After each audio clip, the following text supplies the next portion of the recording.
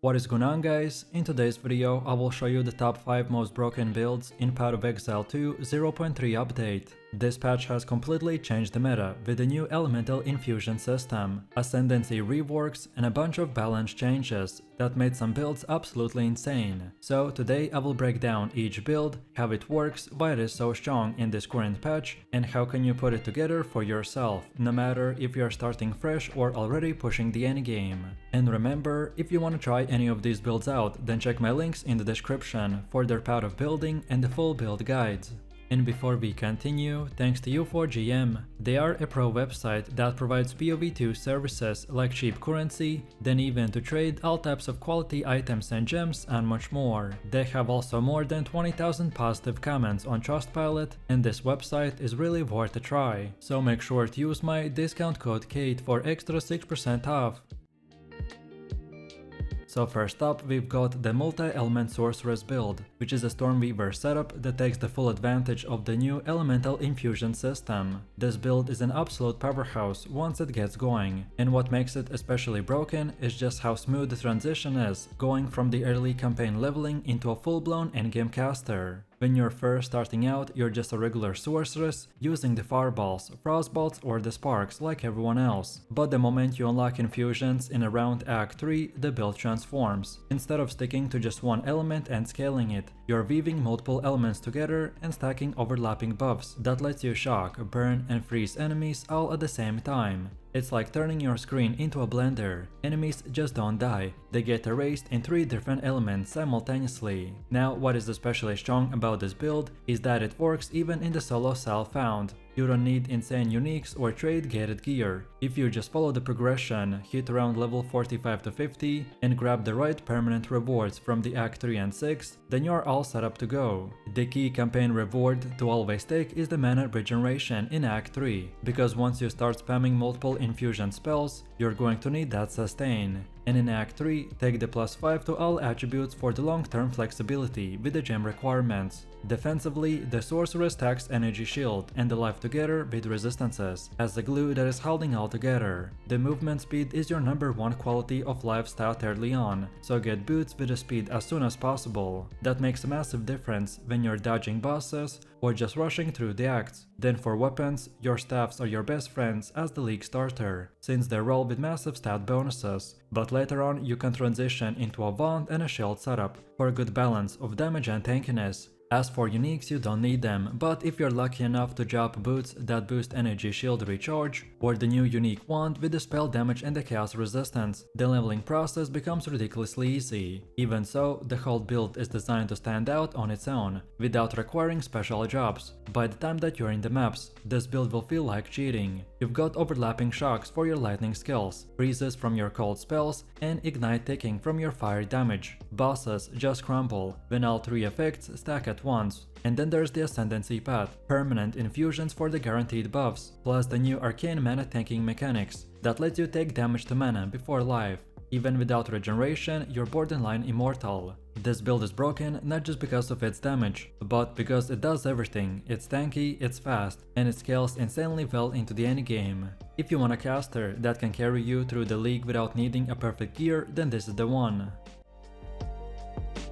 Next up, we got the return of a classic, the Lightning Arrow Ranger. Deadeye has always been about screen wide clear speed, and in 0.3 the Lightning Arrow has evolved into something even crazier. Between the buffed scaling of projectiles, Deadeye's reworked ascendancy nodes, and interactions with the lightning rods, this build just destroys everything in its path. And here's the thing, most bow builds in the Path of Exile 2 has historically been class cannons. They either way clear fast but could not kill bosses, or they killed bosses but felt clunky in the maps. But Lightning Arrow in the 0.3 breaks that mold. It absolutely deletes packs with the chain shocking arrows. And when it comes to bosses, you weapon swap and apply a 20-second super shock that basically multiplies your entire damage output. With even average gear, that's enough to one-shot pinnacle bosses if you're set up right. The gear is straightforward but effective. You need to cap your resistances at 75% for the fire, cold and lightning. Rings and gloves will give you flat damage, ideally the lightning or the physical converted to the lightning, while your bow should be the highest DPS element that you can afford. Then quivers are stacked with the attack speed, projectile speed or the flat bow damage. And don't forget about the evasion gear for survivability, so chest, boots and gloves should lean into that balance of your defense. Then as for the Deadeye's ascendancy progression, Gathering Winds into the point blank, then into the endless ammunition. The Gathering Winds will give you permanent tailwind, which makes you feel like you're zooming across the screen. Then the point blank will fix the single target problem, and endless munitions will just add more projectiles to scale your clear speed even further. In the maps you basically just run around and press lightning arrow. The heralds and the lightning rods will do the rest. Against tougher rares you might need to drop a rod or two, but most enemies won't even get close to you. Bossing is where you see how broken this build really is. Precast your arrows, swap to your shock weapon, hit the boss with a massive 20-second shock, and then spam lightning arrow until their health bar evaporates. This build truly makes farming feel effortless, and honestly, it's probably the best bow build that Path of Exile 2 has ever seen.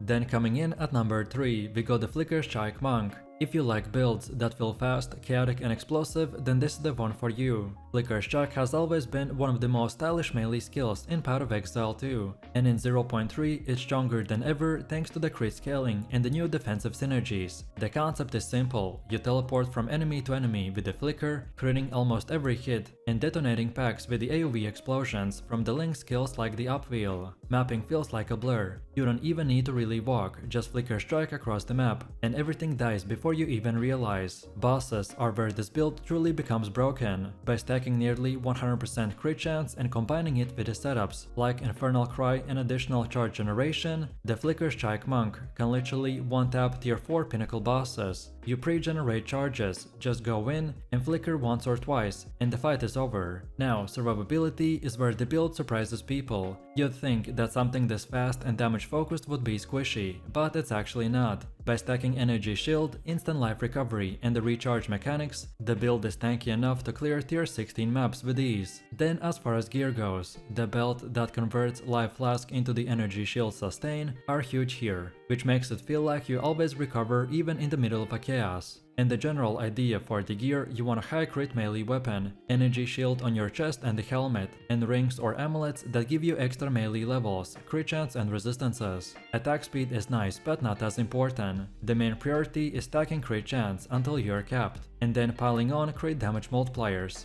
If you like melee but hate being slow, then this is the broken build for you. It's flashy, it's tanky, and it kills bosses faster than just about anything else right now. At number 4, we got the Volcanic Fissure Warrior build, which is a setup that turns the ground itself into a weapon. This one is a bit more methodical compared to the last two, but don't let that fool you. Once it's online, it absolutely melts both packs and bosses, with overlapping fissures that erupt under enemies' feet. The gameplay loop revolves around the Forge Hammer as your main setup. You throw the hammer, recall it and then throw it again. Every impact leaves behind fissures that explode shortly after. Against single targets, you combine that with the Ancestral Cry and the other buffs, and then walk around to trigger additional fissures with your footsteps. It's a simple but devastating rotation that scales ridiculously well into the endgame. Defensively, this build is all about stacking resistances and spirit to sustain through the big slams. Once you unlock the upgrades like replacing certain supports with the Volcanic Fissure specific multipliers, then your single target rotation becomes almost unfair. Even bosses with multiple faces don't stand a chance, because the fissures keep triggering damage as you move. The build shines especially in mapping, because every slam you do will leave behind a fissure that chains into the other enemy. It's one of those skills that feels great when you play it, because you're not just hitting once, you're leaving behind a trail of destruction everywhere you go.